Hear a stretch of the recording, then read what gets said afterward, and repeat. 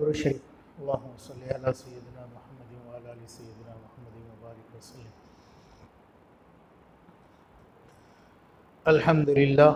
अल्हम्दुलिल्लाहि व कफ़ा व सलामुन अला इबादिहिल्लज़ीना इस्तफ़ा, अम्मा बाद। अऊज़ु बिल्लाहि मिनश शैतानिर रजीम, बिस्मिल्लाहिर रहमानिर रहीम।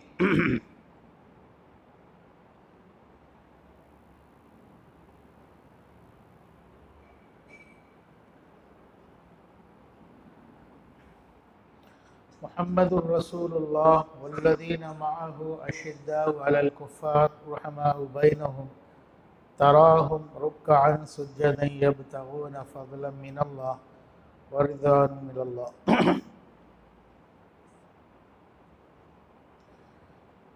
रब्बि इश्रह ली सदरी व यस्सिर ली अमरी वहलुल उक़दतम मिन लिसानी यफ़क़हू क़ौली। रब्बि इश्रह ली सदरी व यस्सिर ली अमरी वहलुल उक़दतम मिन लिसानी यफ़क़हू क़ौली। ला इल्म लना इल्ला मा अल्लमतना इन्नका अंतल अलीमुल हकीम। ला इल्म लना इल्ला मा अल्लमतना इन्नका अंतल अलीमुल हकीम। अल्लाहुम्मा सल्लि अला सय्यिदिना मुहम्मदिन व अला आलि सय्यिदिना मुहम्मदिन व बारिक व सल्लिम। अल्लाहुम्मा सल्लि अला सय्यिदिना मुहम्मदिन व अला आलि सय्यिदिना मुहम्मदिन व बारिक व सल्लिम। सदक़ल्लाहुल अज़ीम। मेरे अज़ीज़ नौजवानों, दोस्तों, बुज़ुर्गों, मुअज़्ज़ज़ उलमाए किराम और पर्दा नशीन दीनी माँ और बहनों,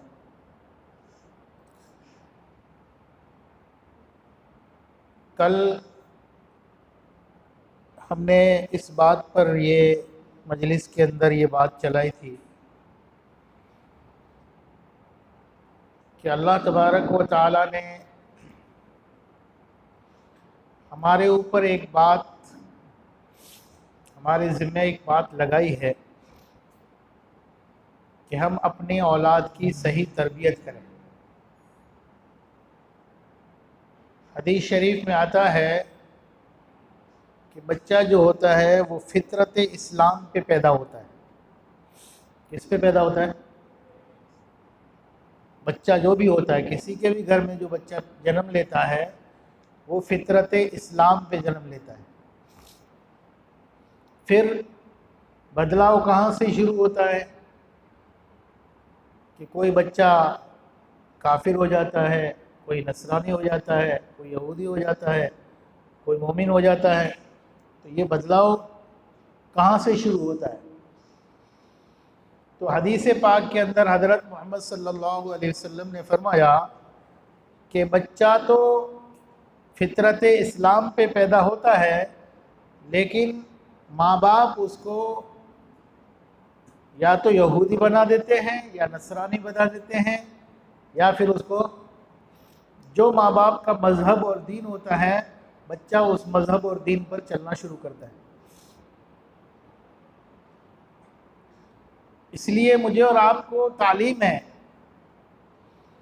कि हम खुद भी घर के अंदर मोमिन बन के ज़िंदगी गुजारें और जो घर के अंदर आने वाली औलाद, जो बच्चा हो, उसको भी ईमानी तालीम अता फरमाएं।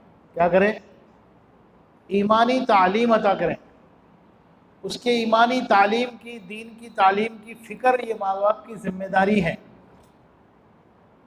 अगर माँ बाप ने फ़िक्र न की और बच्चे को यूं ही छोड़ दिया और बच्चे ने कोई और दीन और कोई और मज़हब इख्तियार कर लिया तो इसके ज़िम्मेदार माँ बाप हैं। कौन है? जैसे आजकल होता है, बच्चा जवान हो जाता है, बचपन में बच्चे के प्यार में, उसके लाड में, उसकी मोहब्बत में माँ बाप कुछ नहीं कहते। उसकी हर आरज़ू, हर तमन्ना, हर ख्वाहिश पूरी की जा रही है, हर जगह उसको भेजा जा रहा है। फिर वो बच्चा बड़ा होकर जब दूसरा जहन ले लेता है, जब दूसरी एक सोच उसके दिमाग में बैठ जाती है, फिर माँ बाप लोगों से कहते हैं हमारा बच्चा हमारे हाथ से निकल गया। भाई निकला नहीं, तुमने खुद ने निकाला अपने हाथ से। हमारा बच्चा हमारे कहने में नहीं है, हमारा बच्चा हमारी बात सुनने को तैयार नहीं है। ये जो शिकायतें हैं वो शिकायतें कब होती है? जब बच्चे का बचपन हम उसको आवारगी में गुजार देते हैं। हालांकि उलमा ने लिखा है बच्चे को बनाने की उम्र ही बचपन है। क्या है? उलमा ने मिसाल दी है, मिसाल कि आदमी को बात अच्छी तरह दिमाग में बैठ जाए। मिट्टी अगर कच्ची हो, क्या हो? कच्ची मिट्टी हो, उस कच्ची मिट्टी में से आप जो चाहो वो बना सकते हो। कच्ची मिट्टी को मिलाकर आप उसमें से घोड़ा बनाना चाहो घोड़ा बन जाएगा, गधा बनाना चाहो गधा बन जाएगा, किसी इंसान की मूर्ति बनाना चाहो इंसान बन जाएगा, कोई मकान बनाना चाहो तो मकान की शक्ल बन जाएगी। और उसी मिट्टी को अगर पका दो या धूप में रख दो कि उसको धूप लगे और मिट्टी सूख जाए, या आग में पक जाए, तो पकने के बाद जो आकार उसने लिया है ना, वो आकार फिर आप बदल नहीं सकते। वो पक्का हो गया। क्या हो गया? अब तो या तो उसको तोड़ो, क्या करो? या तो तोड़ो या उसको फेंको, बाकी अब उसके अंदर बदलाव नहीं आ सकता, उसके अंदर चेंजेस नहीं आ सकती, क्योंकि जिस वक्त उसके बदलाव की जो उसकी टाइम था, बदलाव का जो उसका समय था, वो हमने गंवा दिया। तो बच्चे के अंदर बदलाव, उसकी ज़िंदगी में बदलाव आने का जो पीरियड है वो बचपन है। हम यूँ सोचते हैं कि जवान हो जाएगा फिर उसको सुधार लेंगे, अब मुश्किल है। जवान होने के बाद बच्चे को सुधारना, वो बच्चा खुद माँ बाप को सुधार देता है। फिर मेरे और आपके नबी हज़रत मोहम्मद सल्लल्लाहु अलैहि वसल्लम ने अपने घराने की बच्चियों को और बच्चों को बचपन से ये तालीम दी। मेरे और आपके नबी हज़रत मोहम्मद सल्लल्लाहु अलैहि वसल्लम, आप सल्लल्लाहु अलैहि वसल्लम की कुल 6 औलाद, बादों ने कहा 7 औलाद, उसमें 4 लड़कियां और 3 लड़के, बाद रिवायतों में 2 लड़के। लड़कियां तो जवान होने तक जिंदा रही, जवान भी हुई, उनकी शादियां भी हुई। बच्चे बचपन में ही गुजर गए, लड़के जो थे वो बचपन में गुजर गए। इब्राहीम और ताहिर आता है और मोहम्मद भी आता है, ये आप सल्लल्लाहु अलैहि वसल्लम के बेटों के नाम थे। ये बचपन में ही गुजर गए। आप सल्लल्लाहु अलैहि वसल्लम का कोई लड़का जवानी को नहीं पहुंचा, बचपन की ज़िंदगी में गुजर गए। हदीसों में आता है, एक मरतबा अल्लाह के रसूल सल्लल्लाहु अलैहि वसल्लम ने सहाबा से सवाल किया, बताओ मिस्कीन कौन है? प्यारे आका सल्लल्लाहु अलैहि वसल्लम ने फरमाया, बताओ मिस्कीन कौन है?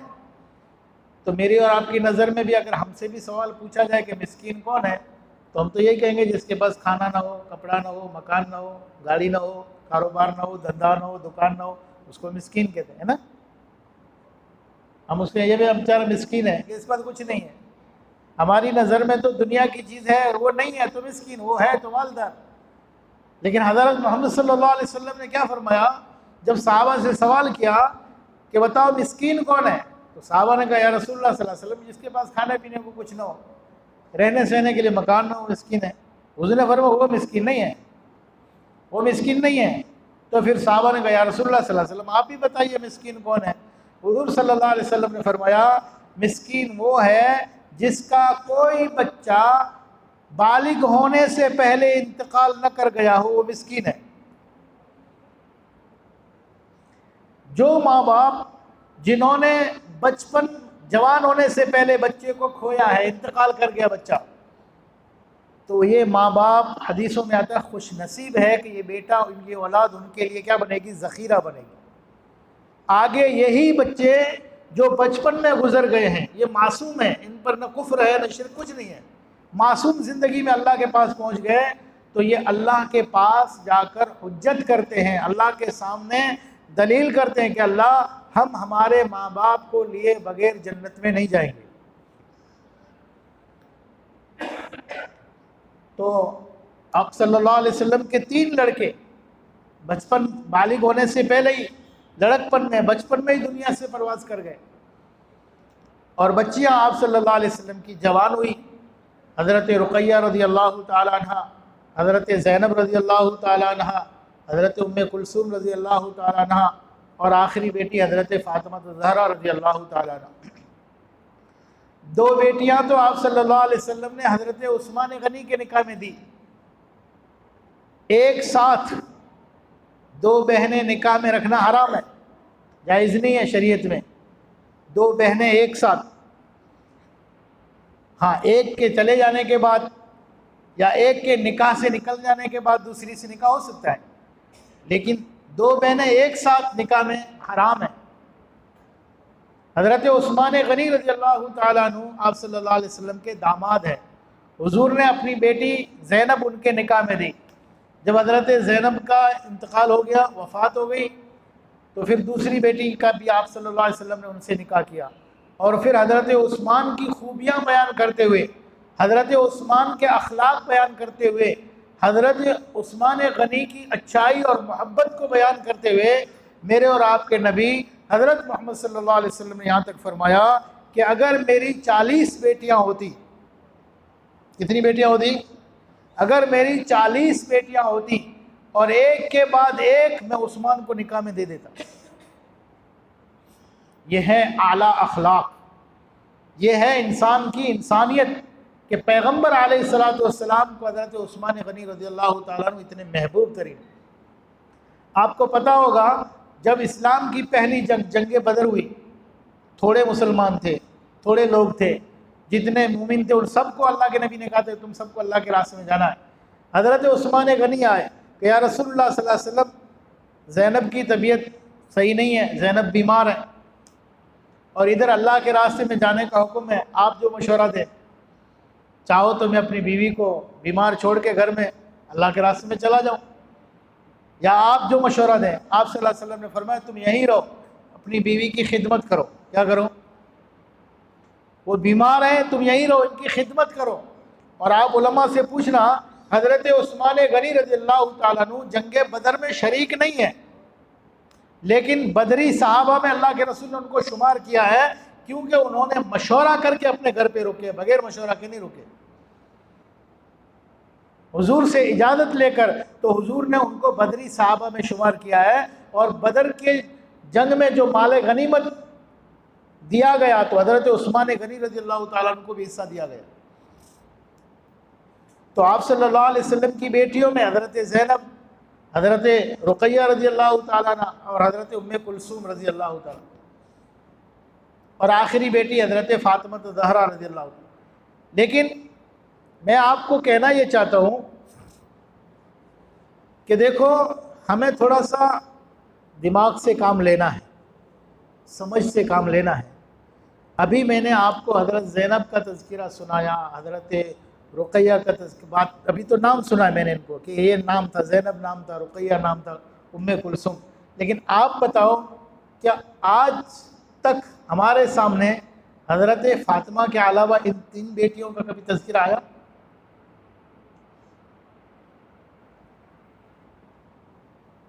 कि हज़रत ज़ैनब के क्या अखलाक थे, हज़रत ज़ैनब की क्या इबादत थी, हज़रत ज़ैनब किस मकाम की थी, हज़रत रुक़ैया के क्या अमाल थे, हज़रत उम्मे कुलसूम के क्या ज़िंदगी थी? है किसी के सामने? इन 3 बेटियों की बिल्कुल सीरत ही गुम है, कहीं बयानों में नहीं।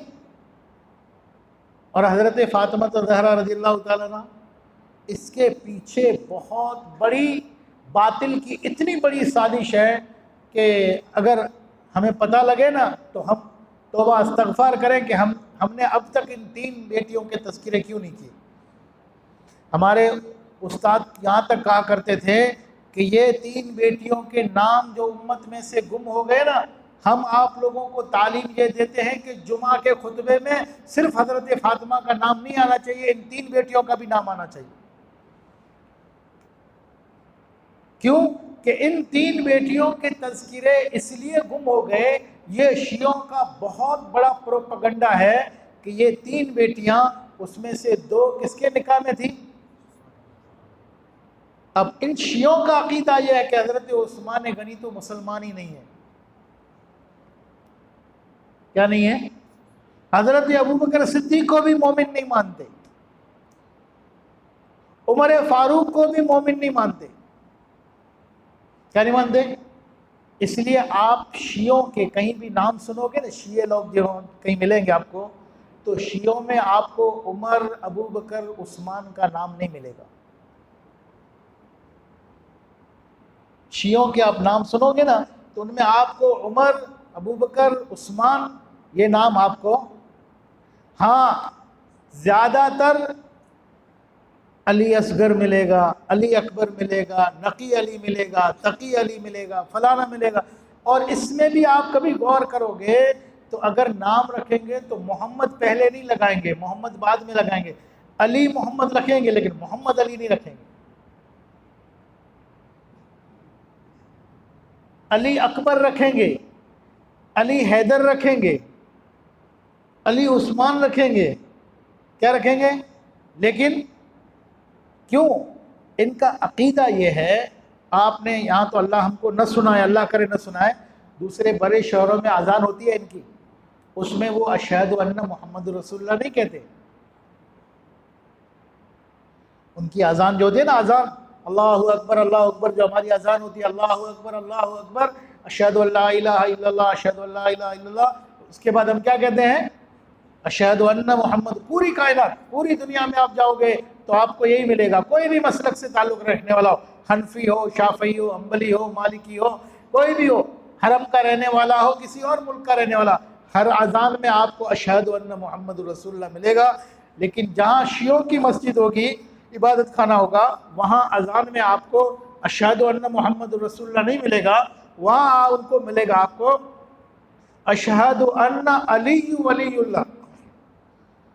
उनका अकीदा ये है कि असल में नबी तो बनने वाले थे कौन? हज़रत अली। कौन थे? नबूवत तो थी किसकी? हज़रत अली की। जिब्राइल अमीन को रॉन्ग नंबर लगा, वो मोहम्मद सल्लल्लाहु अलैहि वसल्लम को दे के चले गए। नऊज़ बिल्लाह, अल्लाह हिफाजत फरमा। हमें इस अकीदे से अपने आप को भी बचाना है, अपनी नस्ल को भी बचाना। आप देखोगे बहुत सारे लोग, मैसेजों में आपने पढ़ा होगा, शिया लोग अपना अकीदा मैसेज के ज़रिए से लोगों के जहनों में उतारना चाहते हैं। जब हज़रत अली रज़ी अल्लाह तआला अन्हु का नाम आता है ना मैसेजों में, तो आता है अली अलैहिस्सलातु वस्सलाम। क्या आता है? पढ़ा होगा आपने कि नहीं पढ़ा?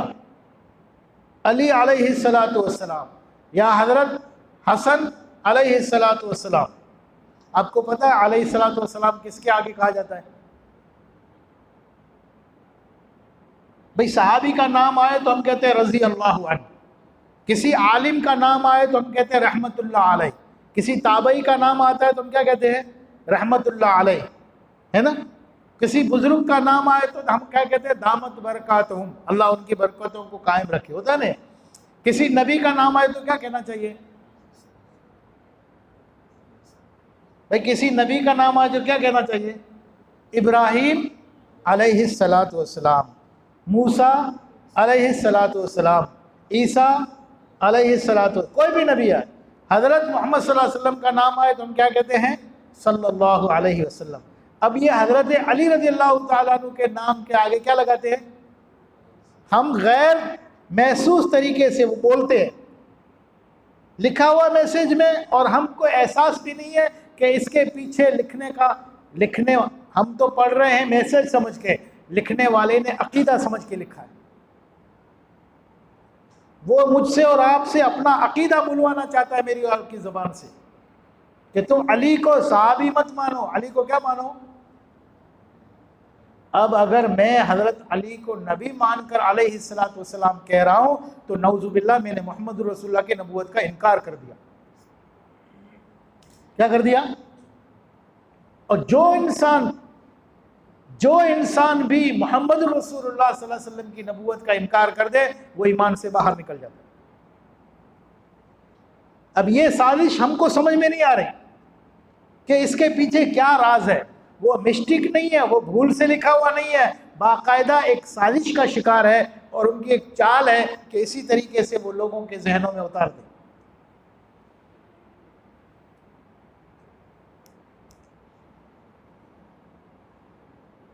मुस्तकिल इसका एहतमाम होता है, आप लोगों को पता भी नहीं होता, हमको एहसास भी नहीं होता है।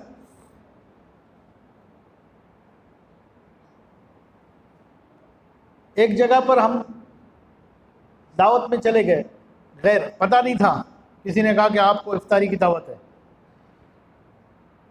तो हम चले गए क्योंकि मुसलमान इफ्तारी की दावत है रमज़ान मुबारक में। लेकिन जब वहाँ पहुँचे तो इफ्तारी से पहले मजलिस हो रही, क्या हो रही,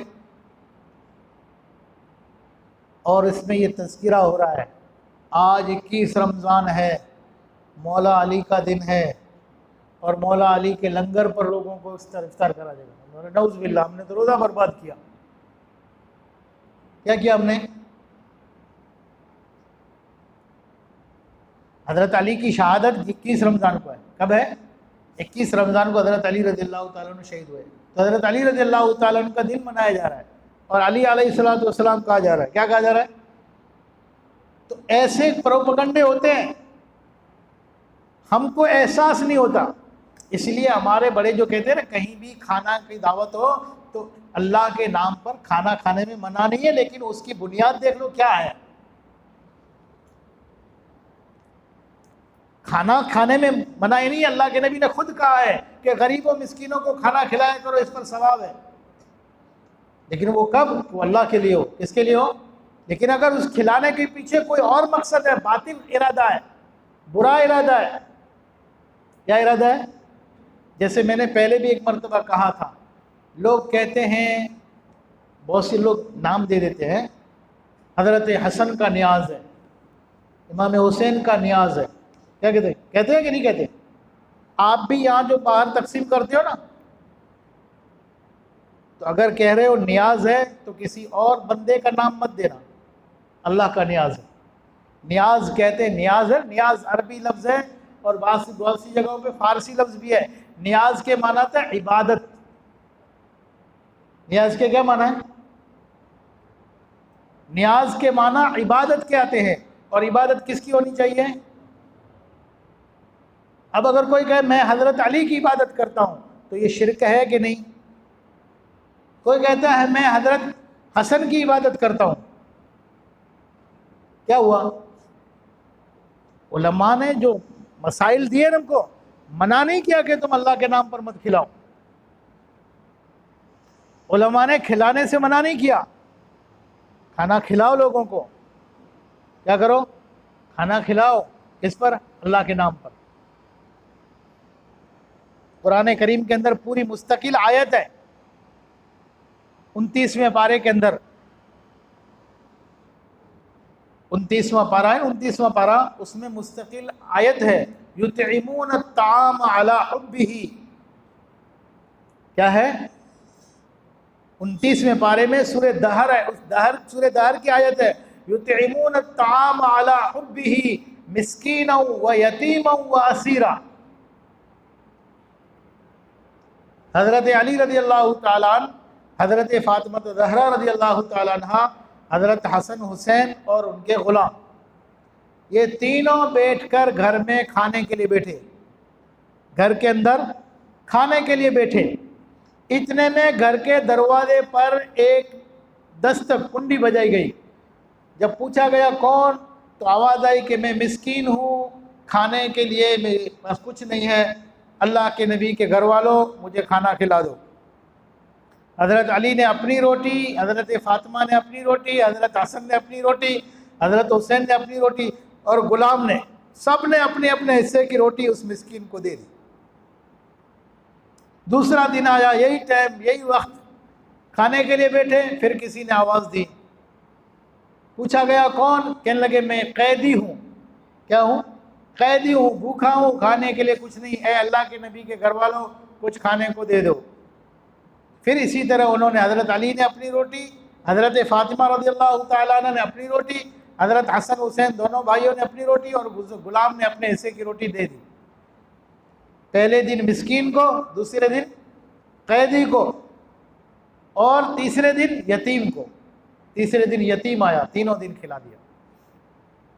उसका कुरान ने तज़किरा किया, अल्लाह के रसूल को ख़बर दी गई, अरे मेरे महबूब, आपके घराने में आपकी बेटी, आपका जमाई और आपके नवासों ने ऐसा कारनामा किया कि खुदा को पसंद आ गया, और खुदा ने उनके कारनामे को कुरान की आयत बन के उतार दिया। युतइमून अत्ताम अला हुब्बिही मिस्कीनन व यतीमन व असीरा। ऐ नबी, आपके घराने के लोग तो इतने प्यारे लोग हैं कि वो अल्लाह की मोहब्बत में खाना खिलाते हैं। किसको? मिस्कीन को, यतीम को और कैदी को। तो खिलाने का तो कुरान हुक्म दे रहा है। समझ रहे हैं मेरी बात? खिलाने का हुक्म तो कौन दे रहा है? कुरान दे रहा है कि तुम गरीबों को, मिस्कीनों को, यतीमों को खाना खिलाओ। तो खिलाने से किसी का इनकार नहीं है, लेकिन खिलाने को जब एक इबादत समझ के खिला रहे हो तो इबादत सिर्फ किसकी है? सिर्फ अल्लाह की। अल्लाह के नाम पर खिलाओ। फिर ये नियत करो, अल्लाह ये मैं खाना खिला रहा हूँ तेरे नाम पर, और तेरे नाम पर खिलाना इबादत है। इस इबादत पर जो अजर मिलने वाला है, जो सवाब मिलने वाला, वो फिर आप नियत करो। किसी वली की नियत करो, किसी साहबी की नियत करो, अपने रिश्तेदारों की नियत करो, अल्लाह दे देगा, इसमें कोई वो नहीं। लेकिन जब इबादत को किसी बंदे के साथ लगाते हो तो फिर तो वो सीधा बात है कि इबादत अल्लाह के अलावा किसी की नहीं हो सकती। अल्लाह के अलावा किसी और की इबादत करना है तो शिर्क में चला जाता है। यही लोगों की गलत फहमी है, जो लोग उसको फिर गलत उछालते रहते हैं। क्या करते रहते हैं?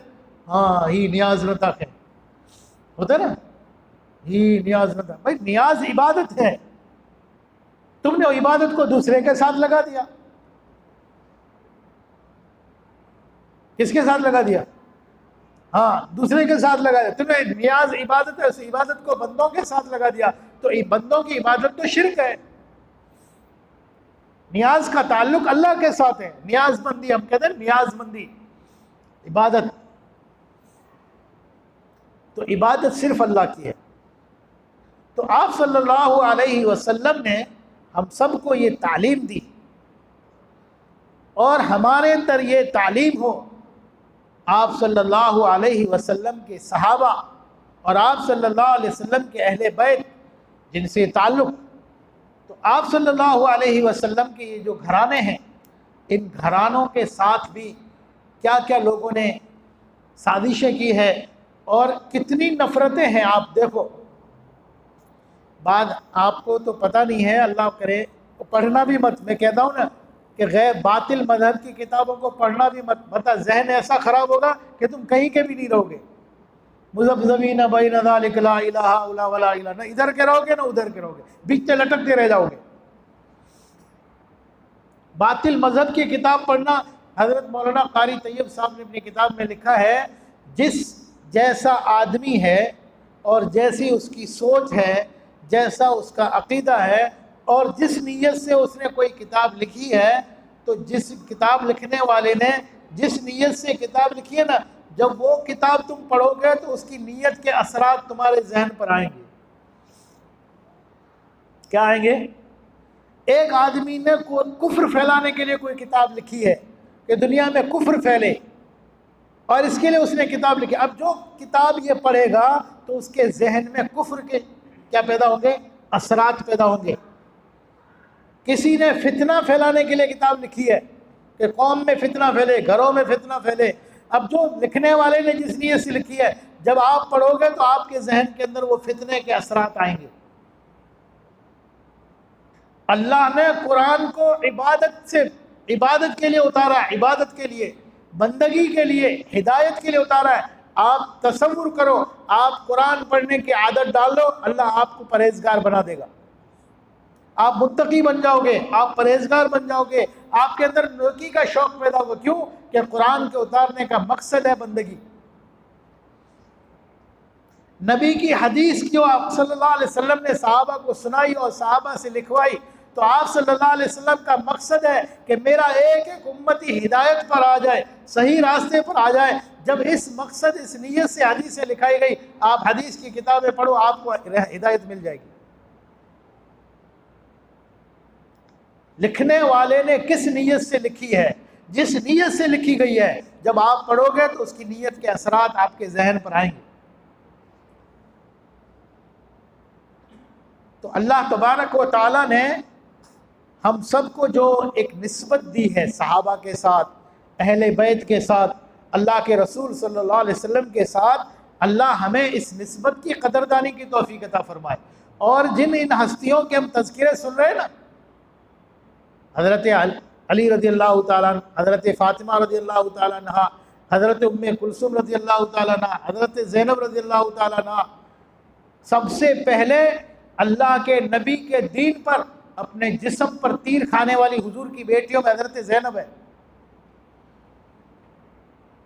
सीरत में पूछो, अल्लाह के दीन के लिए, अपने अब्बा के दीन के लिए सबसे पहले दुश्मन का तीर अपने जिस्म पर खाने वाली हुजूर की बेटियों में हज़रत ज़ैनब है।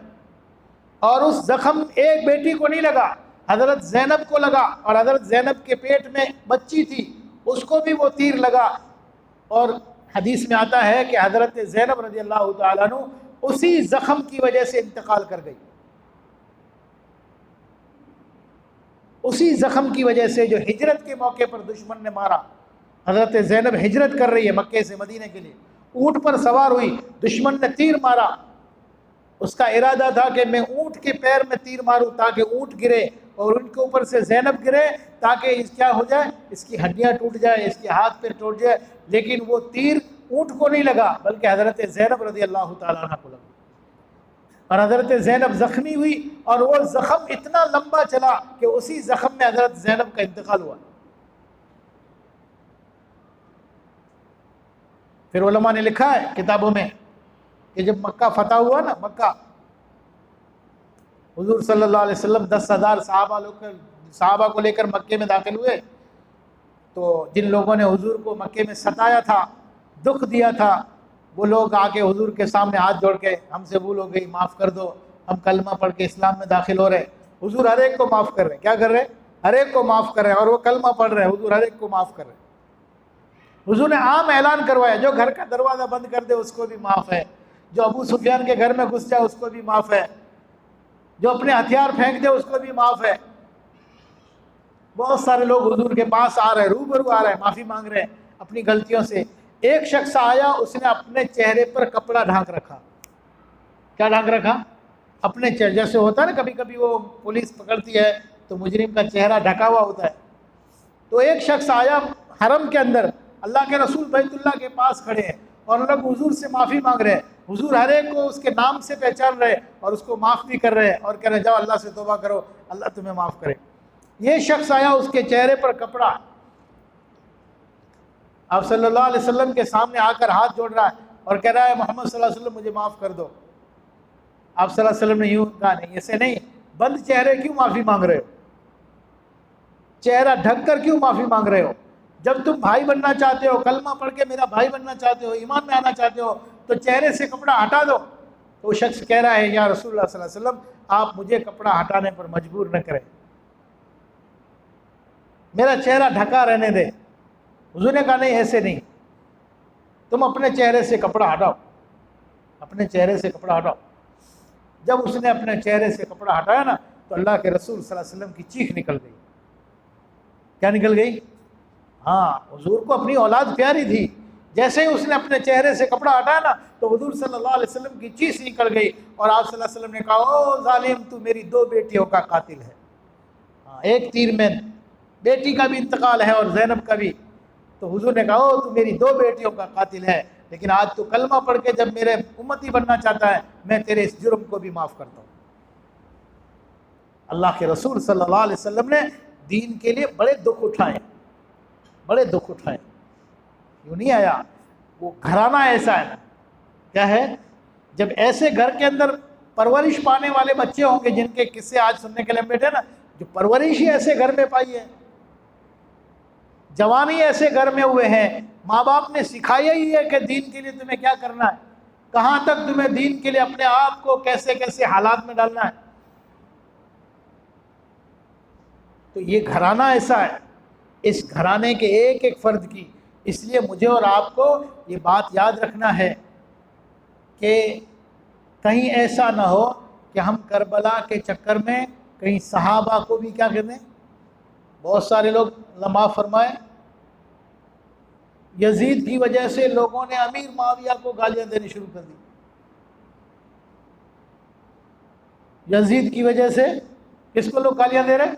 नादान मौलवी है अच्छे खासे, और मजलिसों में बैठकर अमीर माँ, हालांकि अमीर माविया वो साहबी है जिसने वही को लिखा है।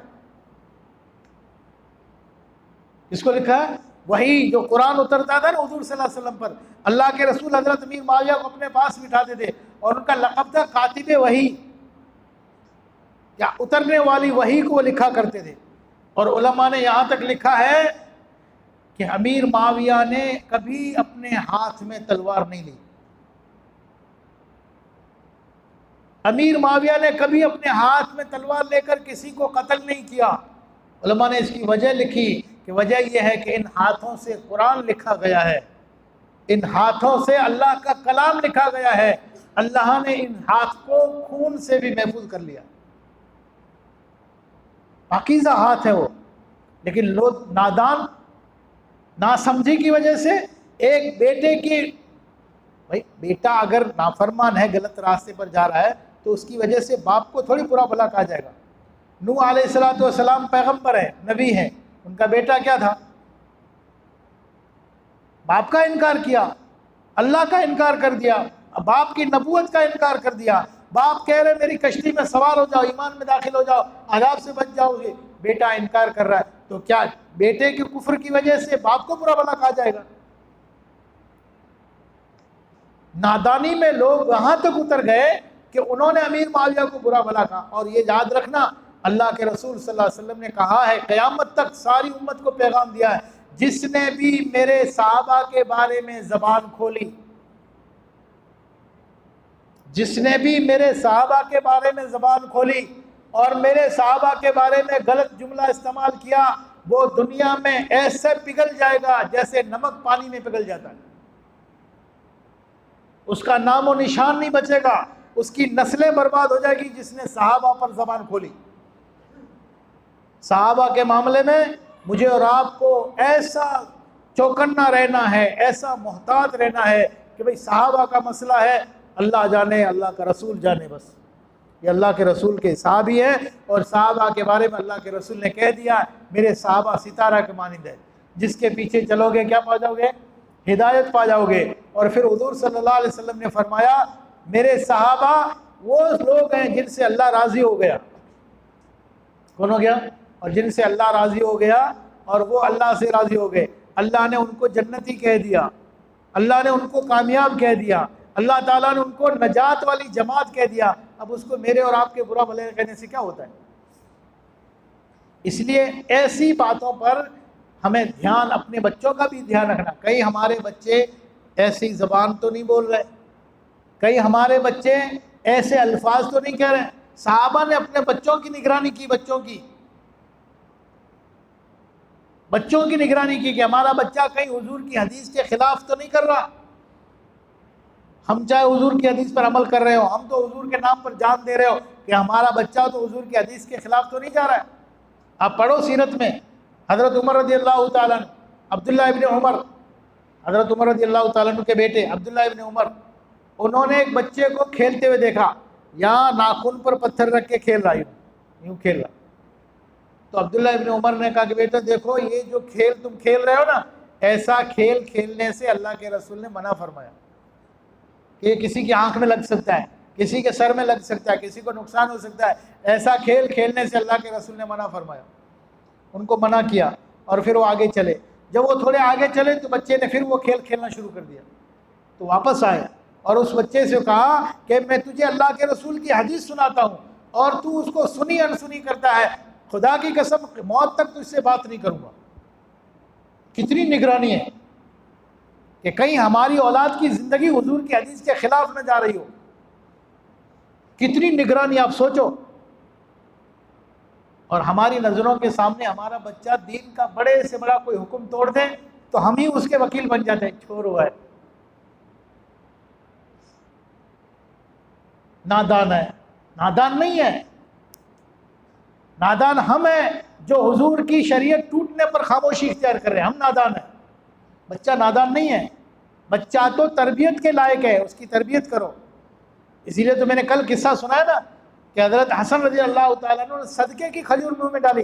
बच्चा है, उसको क्या पता है सदका क्या होता है, ज़कात क्या होती है। और मासूम बच्चा है, भूख की वजह से खजूर मुंह में डाली है। अल्लाह के रसूल ने अपनी उंगली मुंह में डाल के खजूर मुंह में से निकाली हज़रत हसन के और कहा कि बेटा ये सदक़े की खजूर है और हम सैयद है, हमारे लिए सदका खाना जायज़ नहीं है। अमल भी हो रहा है और बच्चे को मौत तक के लिए तालीम दी जा रही है। क्या दी जा रही है? अमल भी हो रहा है, बच्चे को सदके की खजूर खाने से रोका भी जा रहा है। वरना ऐसे भी तो हो सकता था कि वो हज़रत हसन खजूर खा लेते, उसके बाद कह देते बेटा ये खजूर आइंदा ऐसे मत खाना, ये सदके की खजूर है। हुजूर इतना भी कह सकते नहीं, पहले वो खजूर मुंह में से निकाली, फिर तालीम दी कि ये सदके की है और हम सैयद है और हमारे ऊपर सदके का माल खाना, ज़कात का माल खाना जायज़ नहीं है, तालीम दी।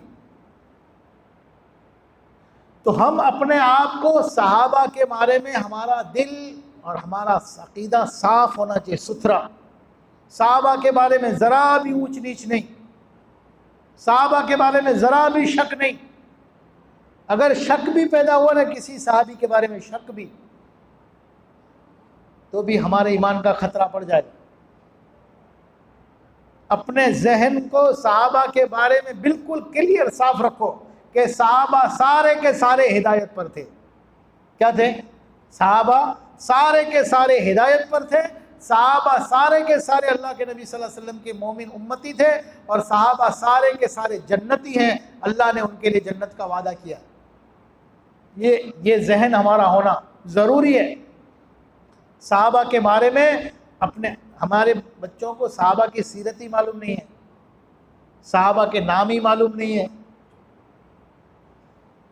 हमारे बच्चों को सहाबा की सीरत ही मालूम नहीं है, सहाबा के नाम ही मालूम नहीं है, सहाबा के अखलाक और सहाबा की सीरत हमारे सामने नहीं है। जब तक हम अपने बच्चों को सहाबा की सीरत, सहाबा के अखलाक, सहाबा का ईमान और सहाबा की सारी चीज़ें नहीं बताएंगे, हमारी नस्लों में सहाबा के तज़किरे नहीं आएंगे। इसलिए ये जो है मौका, इस मौके पर हम सहाबा की सीरत को याद रखें। आप देखो, मुहर्रम की पहली तारीख, 10 तारीख को तो हज़रत हुसैन शहीद हुए। कौन हुए? पहली तारीख को कौन हुए? मुहर्रम की पहली एक मुहर्रम को कौन शहीद हुए?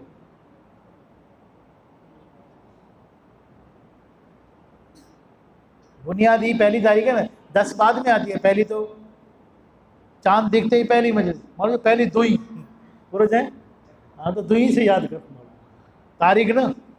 मुहर्रम में तो तारीख नहीं याद करते कोई, पूछो ना आज क्यों, आज 5वीं दुई है, आज 7वीं, दुएं को भी याद किया है, तारीख को नहीं याद किया। हमारा साल हम शुरू करते आग से, जैसे पहली मुहर्रम को हज़रत उमर इब्न खत्ताब की शहादत है किसी को याद है? तज़किरा कहीं हज़रत उमर का? हज़रत उमर वो इंसान है जिसको खुद पैगंबर ने अल्लाह के घर का पर्दा पकड़ के अल्लाह से मांगा है, ऐ अल्लाह इस्लाम कमज़ोर है, उमर को इस्लाम में दाखिल करके तू इस्लाम को मजबूत कर दे। हुजूर के होते हुए इस्लाम कमज़ोर है, अबू बकर सिद्दीक के होते हुए इस्लाम कमज़ोर है, हज़रत अली रज़ी अल्लाह तआला अन्हु के होते हुए इस्लाम कमज़ोर है। ये तो सारे शुरू में मोमिन है, पहले से मोमिन। जैसे ही हुजूर ने कलमे का ऐलान किया, अबू बकर सिद्दीक मुसलमान हो गए। बड़ों में, बच्चों में हज़रत ज़ैद रज़ी अल्लाह तआला अन्हु क्या हो गए? गुलामों में हज़रत ज़ैद मुसलमान हो गए, बच्चों में हज़रत अली रज़ी अल्लाह तआला अन्हु मुसलमान हो गए। तो ये तो शुरू से ही, जैसे ही हुजूर ने ऐलान किया सबने कलमा पढ़ लिया। तो फिर हुजूर कह रहे हैं, ऐ अल्लाह इस्लाम कमज़ोर है, उमर को ईमान देकर इस्लाम को मजबूत अता फरमा। हम कहते हैं आज जो बाजमात खुलेआम नमाज पढ़ रहे हैं ना, ये भी उमर फारूक का सदका है। खुलेआम जो जमात के साथ नमाज पढ़ रहे हैं, ईद की मैदान में पढ़ रहे हैं या कहीं भी खुलेआम मैदान नमाज पढ़ रहे हैं ना, ये किसकी देन है? खुद अल्लाह के रसूल तो छुपकर नमाज पढ़ते थे। पढ़ो सीरत, पहाड़ों में छुपकर पढ़ते थे, उम्मे हानी के घर पे छुपकर नमाज पढ़ते थे, झूपड़ियाँ बनाकर अल्लाह के रसूल अंदर नमाज पढ़ते थे। उमर ने कलमा पढ़ा, जब नमाज का वक्त आया तो हुजूर से कहा कि हुजूर आज उमर का पहला दिन है, और उमर अपनी पहली नमाज कहाँ पढ़ेगा? कि झूपड़ी में नहीं, उमर अपनी पहली नमाज हरम शरीफ में पढ़ेगा। उमर पहली नमाज कहाँ अदा करेगा? हरम में अदा करेगा, और अकेला नहीं पढ़ेगा, मोहम्मद रसूलुल्लाह की इमामत में पढ़ेगा। मैं देखता हूँ किसकी माँ ने जन्म दिया है जो हमको जमात की नमाज से रोके, और यूं जाके छुप के नमाज नहीं पढ़ ली, बल्कि हुजूर को कहा कि आप जाओ हरम में, कहा क्या कहा, आप जाओ हरम में तैयारी करो नमाज की, मैं आता हूँ। और एक एक वो जो बड़े लीडर बने बैठे थे ना चौधरी, सबके घर पे गए, हम नमाज पढ़ रहे हैं जमात के साथ, जिसको अपनी बीवी बेवा करना हो, जिसको अपने बच्चे यतीम करने हो, जिसको अपना घर उजाड़ना, वो आ जाए मुझे रोकने के लिए। तो जमात अलल ऐलान पढ़ना, जमात के साथ इमाम के पीछे नमाज पढ़ना, ये किसका सदका है? उमर इब्न खत्ताब का सदका है, जो इस उम्मत को दौलत मिली है। लेकिन हज़रत उमर को हम नहीं जानते, हमारा बच्चा नहीं जानता। क्यों? कि हज़रत उमर के तज़किरे को छुपाया गया, हज़रत उमर की शान को छुपाया गया, हज़रत उमर के मर्तबे को छुपाया गया, हज़रत उमर की शख्सियत को छुपाया गया। क्यों? कि जो दुश्मन है, जो तज़किरा करना चाहता है, उसकी नज़र में हज़रत उमर ईमान में नहीं है। इसलिए हम अपने बच्चों को इनका अबू बकर सिद्दीक़ की भी सीरत बताएं, उमर फारूक की भी सीरत बताएं, उस्मान गनी की सीरत बताएं, हज़रत अली की सीरत बताएं, हज़रत फ़ातिमा की सीरत बताएं। ये सारे सहाबा हैं जो अल्लाह के नबी सल्लल्लाहु अलैहि वसल्लम की तरबियत हासिल किए हुए हैं, और अल्लाह ताला ने उनके लिए जन्नत का वादा किया है। अल्लाह से दुआ करो, अल्लाह हर ईमान वाले को सहाबा के साथ सच्ची मोहब्बत नसीब फरमाए, सहाबा के साथ सच्ची अक़ीदत नसीब फरमाए, और उनकी सीरत को पढ़कर उस पर अमल करने की तौफ़ीक़ अता फरमाए। व आखिर दावाना अल्हम्दुलिल्लाहि रब्बिल आलमीन।